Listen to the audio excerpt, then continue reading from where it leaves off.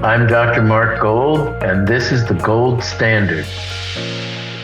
It's my pleasure to welcome Joey Palamar to the Gold Standard. And he's one of the leading, if not the leading, drug epidemiologists in the United States. Thanks for joining us. Thanks for having me, Mark. I have just so many things that I could ask you about, and it's hard for me to know where to start. As a professor in this field, like, what does that mean your daily life is like? My daily life is, I would say it's almost 100% research. I teach a statistics class on the side, but I'm all research, drug use epidemiology. I mean, I wake up within 10 minutes of waking up, I'm checking my work email, I'm replying to journals, I'm doing whatever I can. And I do that most of the day. I do my research, I analyze most of my own data. I enjoy probably 95% of what I do, so I don't even consider it work. The IRB and the grant stuff kind of, is stressful, but I enjoy most of what I do. And I work pretty much every day. I just enjoy doing it, mostly data and writing. It seems like for the outside person looking in, you get to do things that just pop into your mind. Like you say, like people are saying this and that about club drugs and nightlife epidemiology. And you say, well, I wonder if that's true. And look at that in some detail and maybe to the point that people feel very confident that through you, they understand what's happening in nightlife. Yeah. Nightlife has been my big focus for, I'd say, about 20 something years by now. But as you mentioned, if there's an important question, you could always write up like an opinion piece about it or use the little bit of data you have. Or on my survey, which I'm very, very attached to, if you mention like a new phenomenon I think is important, I could, within that week, add questions about that to my survey and get quick IRB approval and start asking about that. I've done that many times for different things. So, that's what happened with the TUCI phenomenon. We started hearing about that more. And I'm like, no, we got to add this now. So that's the way I function. Yeah. Well, that's good. So, start there because our audience may not understand very much about nightlife epidemiology, but maybe they've never even heard of TUCI. Is it TUSI or the letter 2? And that's different. That's the problem when you're saying it instead of writing it. A bigger problem is that people can't differentiate between the two. I've been arguing. Anyway, TUCI, TUSI, it's really it's typically a pink powder. It originated in Latin America. It's more or less a ketamine concoction, but it pretty much always contains multiple different drugs. A lot of people don't know what's in it, but it started off, I think it was a play on pronunciation from the number 2C, as you mentioned, the phenethylamine class. And I think that's what started the popularity. But a lot of people, I could talk for an hour about this, but a lot of people just don't know what's in it. We're worried that fentanyl is going to pop up in it, and so on. But now there are pink powders going around some cities that I hope they're not being advertised as 2C, but these are sold as fentanyl plus drugs like ketamine. So it's getting more confusing by the day. So, I mean, is that like the same as pink cocaine or different? It's the same. Pink cocaine, I will say, is not a great name. It's more of a misnomer. Well, it's in you can't avoid it. It's in trials. Isn't that Sean P. Diddy's yes go-to? But it's a misnomer, as you said. Maybe not now, but I think so. But I started hearing a lot about it with that. There was that guy, was it One Direction, that singer? I think that was somehow linked to his death a couple of years ago. It's being popularized, but pink cocaine oftentimes does not contain cocaine. Which could be good or bad. Ketamine is typically less dangerous than cocaine, but the dissociative effects make it dangerous. If you think you could drive a car, you might crash. But if you're a young person drinking at a bar and you're trying to get a line of cocaine and it has ketamine in it, you're not going to feel very well. It's really interesting to talk to you about it because when you take a drug history, if you're a doc, if you're working in a drug rehab, and somebody said you had pink cocaine, um, you wouldn't even know what drugs they took. Yeah. Most people don't know what they're taking these days. Well, you even showed that in one of your papers. Like I have a whole stack of your papers over here, and in one of them, it's how hard is it to take a drug history? It's close to impossible. What should a doctor do? I mean, somebody said they took TUCI or pink cocaine or MDMA. You also did a study on that where people take MDMA, ecstasy, and there's no MDMA in it. Yeah, it winds up being what we used to call bath salts. Yeah. So again, I'm not a clinician, but I do think that, medical doctors need to be more aware of the drug landscape and the rapid changes. The people who use need to be more aware. It's just very difficult because it keeps changing like every day. But the big point that people need to remember is that you very rarely know officially what you're using. And that's just something people need to keep in mind. So, like, people get a false sense of security sometimes with these tests that they either test or their tests at the dance event, or Mm, and it just doesn't seem to make any sense to me. In that maybe it would work for fentanyl, and that would be a harm reduction strategy. hmm. But to tell what you have, we have great laboratories. You have at NYU or NMS or other labs that have GCMS and elaborate scientific evaluations to tell what drugs are in drugs. Yeah. And the test strips are great for some drugs like fentanyl. It doesn't mean they're able to detect every analog. And then we have Right. the nitazenes going around and these other orphan drugs that are going around now. So those strips are not going to detect those drugs. So people need to be careful. Is that part of the evolution? So if you're like, if you're if there's fentanyl strips, is that the reason that there are nitazenes? Like, where did what like is it just to so that to fool people into killing them, or is it just accidental? I don't think it's in the best interest of any dealer, seller, or cartel, however far back you want to go. I don't think it's in their best interest to kill or want to kill anybody. I do think they want a lot of people addicted, but that might be part of it, trying to fool tests. But so far, from what I know, a lot of these, like the nitazenes, for example, they tend to be co-present with fentanyl. So if you could detect the fentanyl, even if you don't detect the nitazene, then hopefully you'll just avoid it. But a lot of people want fentanyl, so that's the problem. Yeah, it's effectively replaced. So my era in New Haven, we had heroin, Hmm. and really it was mostly coming from Southeast Asia. We had local and regional dealers. They pretty much wanted to keep everyone alive.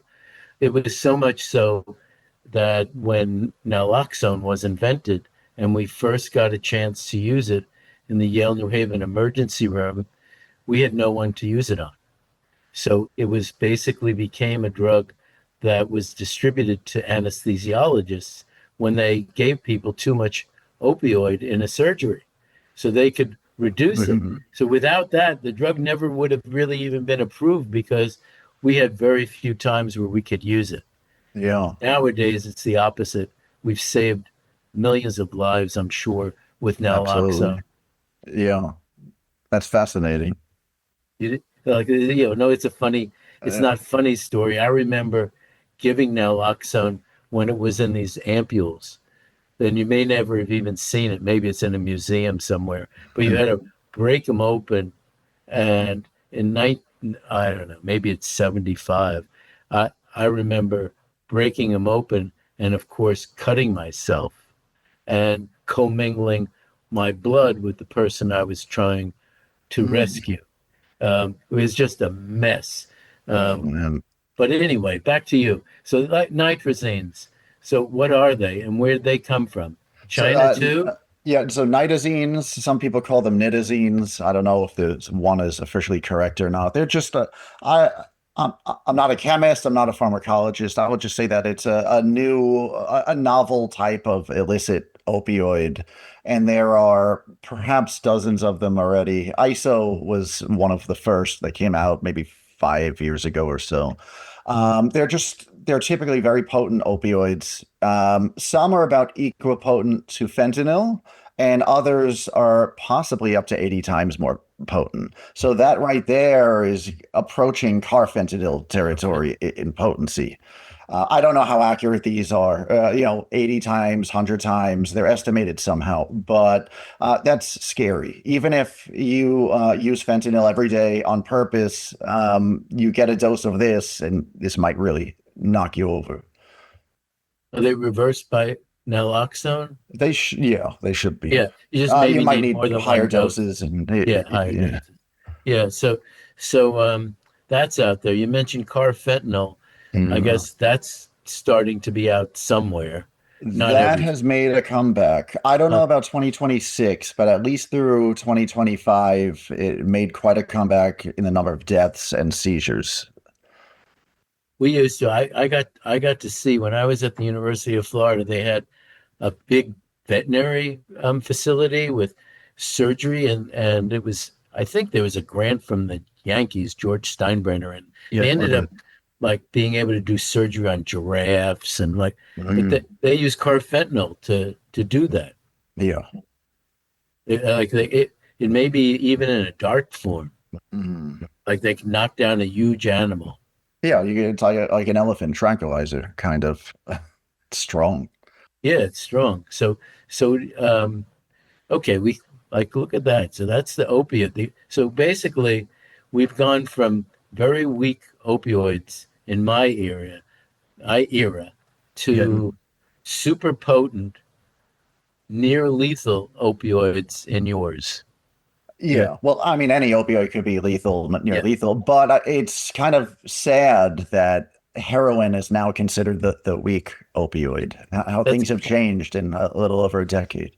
yeah. So that's a huge change, and it changes just the death rate. So in the midst of all of this, um, with all that being against us, we still manage to reduce deaths, um, and no one knows really why, but we have. Like, is what's your take on this? You want my cynical take, which is my Of normal take. course. So of course, naloxone had to have been a factor. I don't know if there have been statistical models showing that, but it seems obvious. Changes in availability have been one thing. That's not the cynical part yet. Changes in availability, people mixing drugs like xylazine in, which means less fentanyl per dose. It's not the greatest thing to take in, but I get it. Fewer fatal overdoses. But my cynical take is that the denominator of people who use has changed. I believe you called this a user pool or something like that, which I like that. I wrote it down after you wrote Thank that. you. But Well, yeah, there's this. Well, you like statistics, and there is a way that you could look at that just from a statistical point of view. And that was mm, my.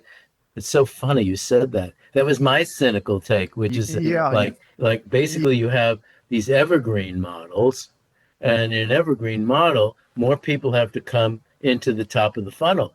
yeah. But in this model, you use up the pool from which the new users are taken. Anyway, so Yeah, you I call it the what did you bathtub say? of epidemiology, which I showed in my stats class. It's a cute but sad picture of a bathtub, and prevalence is the all the water in the tub, incidence is the drops going in, and then there's a leak at the bottom, deaths. I just think that, the prevalence of whether it's people who use, people who are addicted, whatever you want to call that denominator, I just think that's shrinking because there have been so many deaths in the past decade. I just think there are fewer people using. And I think that might be a big reason why it's decreasing. Yeah, I mean, well, that makes the most sense to me. And I didn't even really know you before this. This is our first physical Yeah. meeting, if this is Yeah. considered the new way of physically meeting someone. Yeah. But I mean, we both concluded the same Yeah, thing. Like you could save someone with naloxone or rescue them, but you didn't change them or their habits really. Yeah, you might need a similar dose on the same person the next day. Yeah, And it's sad the situation people get in. And sometimes it goes down to like how many doses are needed for the same person and did we reach them next week in time. That's where we are right now. It's just a sad situation. it is. So I'll go back um, to my time again. So I was trained by this guy, Herb Kleber at Yale, and I ran the methadone program for him, which was methadone and naltrexone, the treatments we had of the day. Um, and he would always talk about being in Kentucky, where he was trained, which was like he called it the dope farm. But Mhm. basically, they'd pick up people in New York in a bus and take them to Kentucky for rehab. And they would say it was a long-term commitment to be, in their case, opioid free. In the methadone case in New York City, they also considered it a lifelong illness that was yeah, maybe that needed yeah, treatment forever. They had this metabolic theory of addiction, like diabetes. Mhm. yeah. Since you gave me your cynical take, my cynical take on the opioid crisis is that treatment devolved into looking at outcome measures that were too highly focused on what they had to be at the time, but they didn't provide longer term remissions. So it was Mhm. focused on alive, which was the main outcome measure. And I don't focus on addiction that much. I focus more on use and Yeah, maybe poisonings, but that the addiction to me, it saddens me yeah. because It's I don't know how to fix it. And the closest I've experienced, I used to have a little sister, and then she died in 2010 from heroin. This is oh, before fentanyl came, and we tried everything, and nothing sure. worked. And then that's that. Yeah, Well, I mean, I think that's one of the reasons that people are working on new treatments and why you see some interest in a renewed interest in psychedelics. I've written a lot about this, and in my old lab at Yale, we developed clonidine or catapress or these alpha 2 adrenergic treatments to replace opioids. But in the current era, you have xylazine and the kind of trank dope era where they've taken these adrenergic agents and put them in opioids to potentiate the use. We're Hmm. trying to take them away, they potentiate them. But the very same lab, Agajanian's lab at Yale, was studying LSD at the same time they were working on heroin and clonidine. So when we think about psychiatric epidemiology in my era, it was mostly polling. Like we had household survey, we had Gallup-like polls, we had what was called the high school senior survey, which morphed into the University of Michigan. But in your case, you could do sequential measurements on all sorts of things and get trends and tell us these trends. So what's your what's your favorite? yeah, National data, I Yeah, use NESDA, the National Survey on Drug Use and Health. It's lagged, it's limited, low response rates, but that I've published, I've lost count, 60 something, maybe 70 papers based on that. Monitoring the Future was my yeah, baby before yeah. that. I focus on it once in a while. A lot of limitations to all of them, but I appreciate them. I also focus on the seizure data, poisonings when I can, and my own nightclub data in New York City, which yeah, at least I could ask the specific questions I want on that one. so like I like this nightclub data because it's like I've been looking at wastewater. Um, I'm looking. It's important to know what's new um, for me because you're going to see a patient in real time. You're not going to see them 5 years ago. or Yeah. 1 year ago. You're going to see them today. Hmm. And today, um, in real time, we have ketamine use disorder. Mm. Like you guys wrote about that. Yeah. That had to come out of the club data. Yeah, I'm looking at it as we speak. Well, I'll return to it in an hour. But I mean, I'm looking at that, and I forgot the prevalence I'm calculating from my own sample, but it's pretty high. But I'm seeing how that's related to detection of various levels of ketamine in saliva and norketamine. But I do wonder if use disorder is overly diagnosed. I haven't been the biggest fan of the DSM-5, but That's fine. I don't want to go But there. but do you like well, what would you use? Like urological outcomes? I mean, what outcome would you like until you have a when do Yeah. you how do you know when you have a problem? Yeah, Yeah. I'm not sure, but I don't the merging the old school abuse and dependence. I'm just not the biggest fan of that because all of a sudden, you combine them and this use disorder phenomenon just increases through the roof. And I think it's overly diagnosed across many different drugs because Okay. it's so easy to get the old school abuse, especially with a drug like methamphetamine. Well, And that's it's for like, sure. a lot of people back in my day, I worked on a methamphetamine clinical trial at NYU 20 something years ago. And it was almost assumed if they use meth, then they quote unquote abuse it because it's just such a strong drug. And I disagreed with so much of that because, I knew people use meth every week and they seem to be fine. Not that I'm promoting it, but uh, I don't know. I wonder about the DSM. Okay. But so the question really is, what about ketamine related problems? I'll leave the Yes. use disorder out for a while. Yeah. Yeah. So I don't know the percentage. It was less than 10% of people who used in the past 12 years. Some reported bladder problems Right. linked. They say that they're linked to ketamine. So that's just self-report. But Other the people English, are, they like the Mhm. European work pretty Mhm. strongly reports increases in Mhm. urological clinic visits. That's why I Yeah. joked about that. Yeah, but the bladder problems is a real issue related to frequent use. I think it's because a lot of the people are like cooking it up and sniffing it, and it just the bladder can't really handle it. And then there's injuries related to use, which my preliminary data shows like roughly the same percentage. I think it was around Uh, 7%. Uh, 7% have I like car accidents or falls. It was among people who reported past year ketamine use. It was around 7% preliminary. And that worries me, 7%. That's almost a tenth. And I don't know what these injuries were related to use. It could be interpreted as, oh, my nose hurt. It could be Uh, interpreted as I fell down the stairs right. or got hit by a car.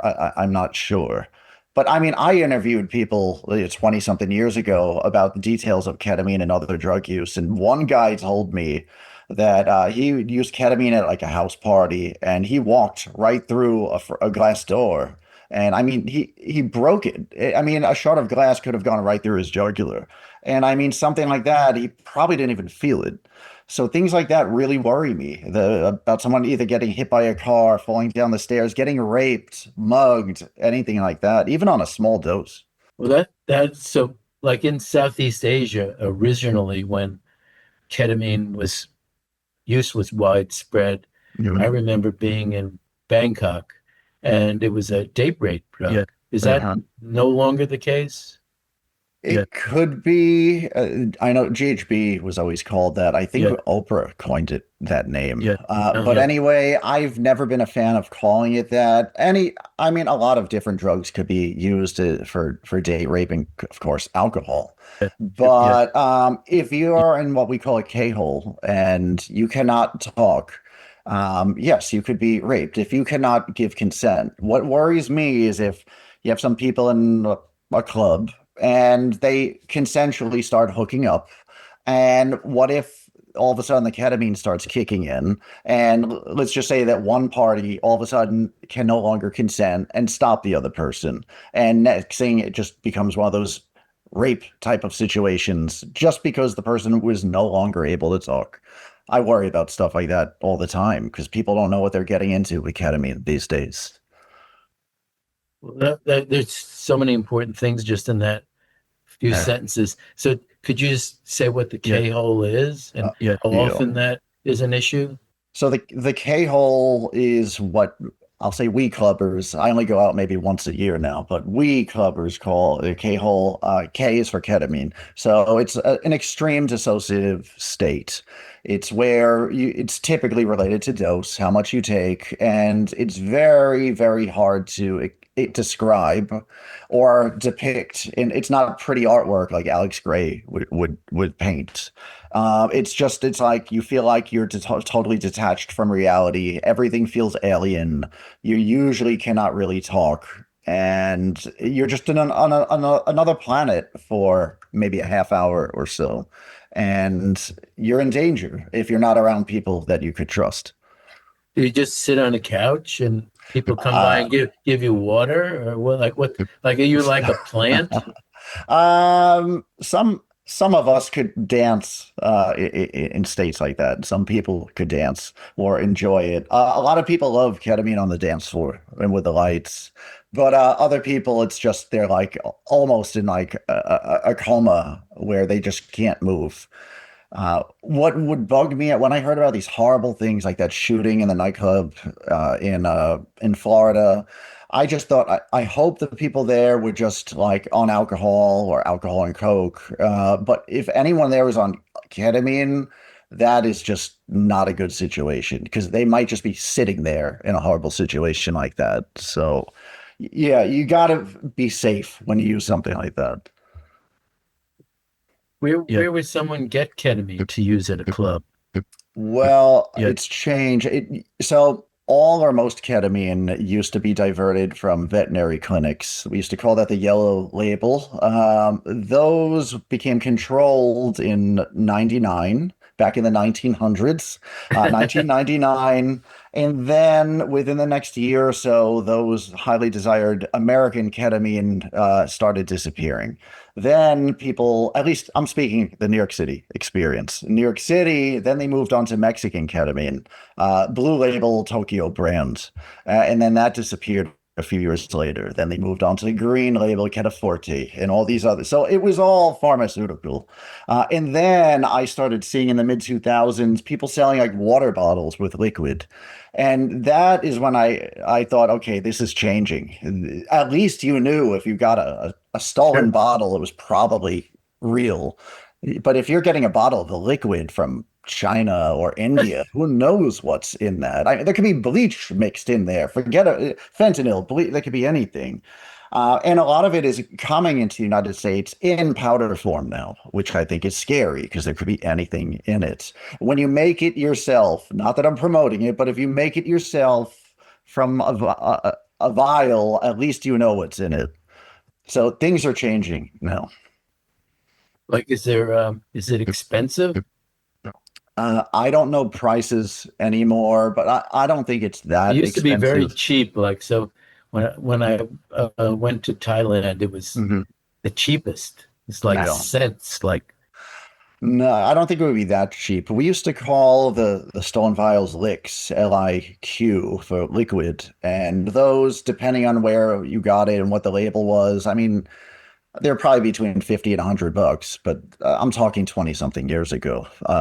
I don't know how much they would cost now. But also pharmaceutical vials are coming in from like Indonesia. So wait a minute. Now it's quote unquote pharmaceutical, but what is this? It's not in English. I mean, is this even a real pharmacy or is it some BS place? So who knows? so that's the scariest part. Yeah. Yeah, I'm sure. And but also your work, I mean, obviously I couldn't go through every single thing you wrote. I did a good job. I think you're close to 300 peer-reviewed publications, or maybe you're over that, but I counted about, you know, I have to count them these days. Yeah. But you're highly cited by other people because you're an epidemiologist telling us like what's what. I mean, so in almost every MDMA paper, you're cited as a source of MDMA as an MDMA, and then you have the TUCI work and the club Mhm. work. There's a lot of work My bottom line here was all of it led to this notion that no matter what the individual drug a person was taking, they were much more likely currently to be taking multiple substances at once, and Mhm. therefore having a factorial expansion of risk. Yes. Although some drugs could help balance out other drugs. Doesn't mean it's safe, but yes. Hmm. If you were in a clinical trial, maybe Hmm. like in But I mean, self-administration. in my, I say my club, people think I mean I owned the club. No. When I went to Sound Factory in New York City every Sunday morning through Sunday night, there were people overdosing on GHB left and right. And we had, people going up, putting crystal meth in people's noses and mouths, trying to reverse Wake them. 'em up. And it would work more for ketamine because at least you're conscious. But again, I'm not recommending this, but they could balance each other out. And we wonder, like with the shift in the opioid crisis, now a lot of people are intentionally combining psychostimulants and fentanyl. So is a lot of that just to try to balance out the effects of each? I think so, but. Well, I mean, it's the modern speedball. So again, in my time Mhm. in New York City, we had the SNL crew in the 70s. You had cocaine and as a speedball Mhm. with opioids. Mhm. Mhm. Uh, and maybe nowadays you've got fentanyl and methamphetamine. Mhm. Could be smoked, could be injected. And what do you get? Maybe the self-administration rate is different on the basis of recruitment of the additional uh, biological pathways. I don't know, but yeah, Yeah. the you think like both are more. So your argument would be they're more compelling because there's less jitteriness or less side effects, and mine would be they're used together because they're more reinforcing, and maybe Mhm. it's both. Yeah, yeah. You think more about the addiction side, and I think more about the just is somebody dying or overdosing. And yeah, it depends. And one of my little pet peeves is, the what are they calling it? The fourth wave of the opioid Yeah, crisis, yeah, yeah, yeah. psychostimulants plus fentanyl, basically, is that a lot of people are saying that the cause of death was cocaine and Right. fentanyl. And I don't, again, I'm not a medical examiner, but from what I see is like I doubt the cocaine caused that death. Maybe if it gave them a heart attack, Heart but attack. no, the cocaine probably actually helped reverse a little bit of the fentanyl with my way of thinking. But then you see it in the news, people saying, "Oh, fentanyl plus cocaine killed them." No, no, no, the fentanyl killed them probably. Well, that gets to the problems that we have in attributing cause of death in by the coroners. They get to Right. decide, they write it down, and then they add it all up. And I worked as an early mentor for Bruce Goldberger when he Mhm. first was recruited to UF, who works with you guys on the news, Yeah. who's great. But I agree, cocaine clearly can give you a heart attack. Cocaine clearly accelerates atherosclerosis. Cocaine and methamphetamine could give you a stroke. But the combination with opioids, um, that that's not as well understood as the individual effects. Yeah. And regarding the medical examiners, I mean, a lot of people aren't happy with whatever decision was made about Matthew Of course, Perry's death in ketamine because, what sounded like he was just in a K-hole and drowned. But drowned. I mean, he was in the tub. But again, I was not in the room and I'm not an expert in that. But a lot of Or us you could worry be, about that. yeah, you could be dehydrated. He was in a Yeah. hot tub, in Yeah. addition. It's yeah, I understand. That's it. It's good to have your point of view, and I'm listening. It's still good to think that out. I mean, I do think some of the work on brain changes are very important and minimized. Some of the work um, doesn't relate to the particular person because they're different. It's one of the problems that we had early on in studying cannabis and cannabis use without taking host factors, what the person is about, into consideration. And I think it's the same thing of our own work with impaired doctors. So we had these big series of in many states with Tom McClellan on like the recovery rates of impaired doctors, and it's astounding to people. Just like how could somebody who is a fentanyl injecting anesthesiologist be treated and go back to work? Well, that's actually what typically does happen. They're Yeah. treated. We have 80% or so success rates defined as back to work, back uh, following their treatment advice. But it's also because they're a lucky population that can take extended periods of time in treatment. Yeah. So it's a combination of things. Anyway, so you're looking at ketamine now, which is good because we like to be ahead of the curve. What else are you looking at? One thing, and I had two papers published about this this past month, was we started looking at drug residue in nightclubs and on people's phones. And the reason we did that is I collaborate with CFSRE, and they're like some of the top people who look at the toxicology of drug use. And we've analyzed, well, they, for me, have analyzed thousands of saliva samples of people in nightclubs and some people in college and so on. But anyway, we started finding that a lot of people are testing positive for 1 or 2 nanograms per milliliter of ketamine or cocaine, and they are swearing they did not use it. In most cases, I believe them. Sometimes they test positive for caffeine and like 4 nanograms of cocaine, and that's it. And they say no to all drugs. We give them their results, and they start panicking. I did not use coke. I'm like, I believe you.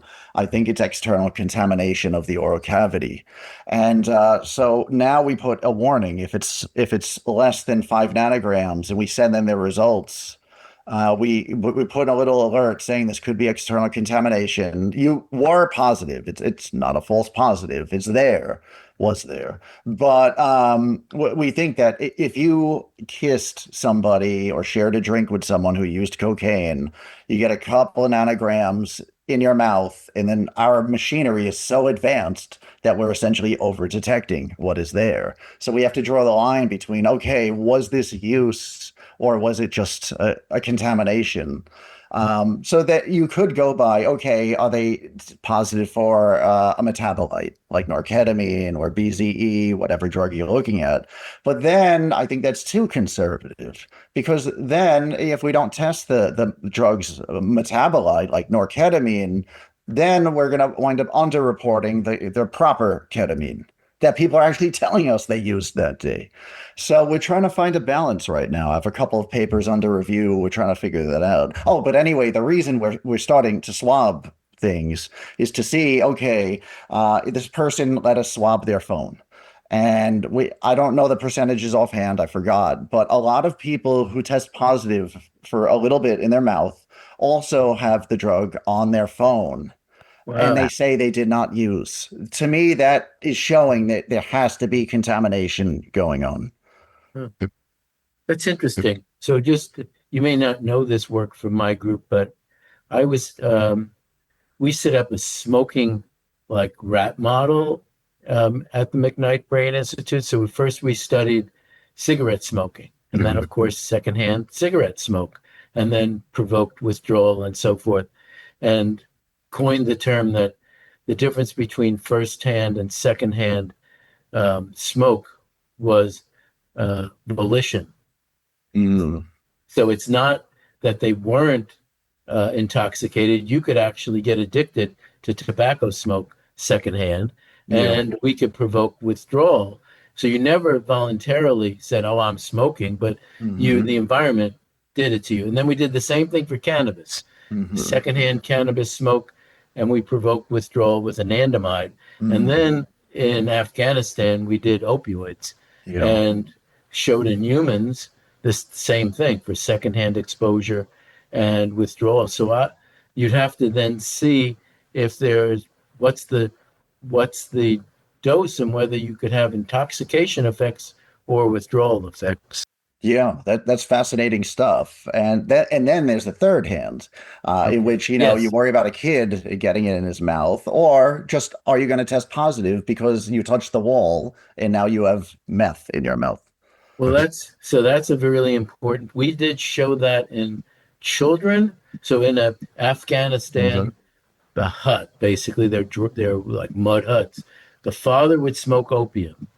The mother would get secondhand exposure, and it would be transmitted in the breast milk and on the floor. The Mm, crawling babies had the highest concentration of opioids. Linda's an author on that paper. I think yeah. we got a State Department grant to study why the children weren't learning, and a lot of it had to do with being obtunded. Like so, they had Mm, exposure related behavioral changes. yeah. But yeah, that's interesting. So it it's not the water then, like because they're always in wastewater. They're always reporting all these drugs in our wastewater, and then the city water. They say they take them out. Do they take ketamine out of the New York City water?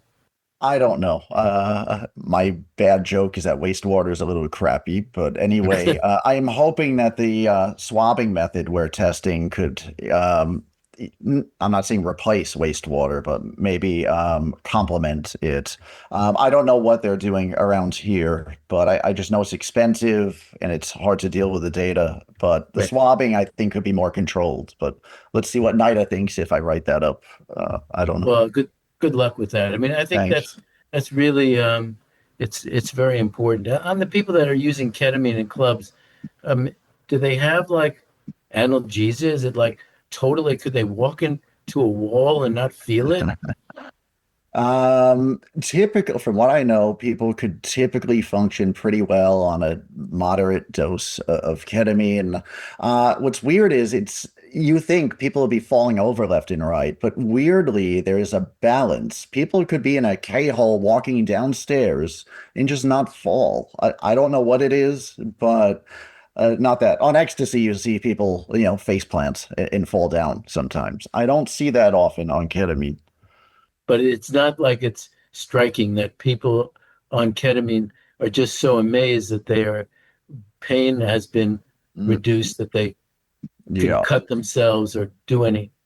So I don't know. I mean, you're numb. I mean, Yeah, it is analgesia, but I don't know about people harming themselves. I mean, I'm sure people wind up seeing bruises they have on themselves, like, from the next day, but I don't know about people testing themselves. Like, I'm gonna cut my arm and see if it hurts. I'm sure there's somebody doing that somewhere. I don't want to know about it, but it does make you feel numb. I yeah. usually think more about emotionally numb. That's what sticks out even more. Huh. Is the club drug scene for you so transparent that you could walk in and tell who's on what? I believe I still can. Again, I barely go out in my old age, But but you used to be able to walk and say, "Oh, that yeah, person's on MDMA or that person's." typically, if it's real MDMA, you could usually tell. I mean, some people would look like, okay, let's look at their pupils. Me, are they hugging people and telling them they love them? That's real MDMA to me. But we would survey people, 10 years ago, collect their hair, and people would say, yeah, I'm on MDMA or Molly. I'm like, you're jumping all over, you're gnawing at your lip. I'm like, you're not on MDMA. I think you're on bath salts. And then we would test their hair, and there you go, they're on bath salts. Huh. Well, I mean, it's just really remarkable work. You're leading the way. It's kind of new age uh, drug abuse epidemiology. It's beyond survey. I like swabbing the phones. Like Yeah, people touch their phones all the time. That's they should definitely fund this. And I think I Nora know. sometimes watches one of these, so she'll uh, she'll hear my active endorsement of it. So I Yeah. did want to just thank you so much for taking the hour out of your busy life. You can go back to your ketamine research and your research now. And thanks so much for joining us on the Gold Standard, Dr. Joseph Palamar, NYU professor. Thanks for having me. And I learned a lot too. Thanks.